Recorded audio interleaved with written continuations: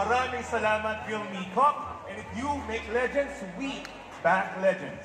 Yun naman pala, we got your back talaga. Sir, nakita natin, maraming fans ng anime na Naruto. Alam naman natin lahat, nakita natin ang intro video. Ano nga ba ang inspiration para dito sa collaboration na to at inspiration para sa gaming chairs na to? Absolutely. So lahat naman tayo dreamer, di ba? Lahat tayo may kanya-kanyang hero. Kaya sa TT Racing, we actually try to aspire to collaborate with different kinds of heroes that are our inspiration. For example, Naruto is a product of never giving up. So for example, dito, if you're an aspiring esports player, just don't never give up, and who knows, you might be the next Hokage or next esports champion ng RMC.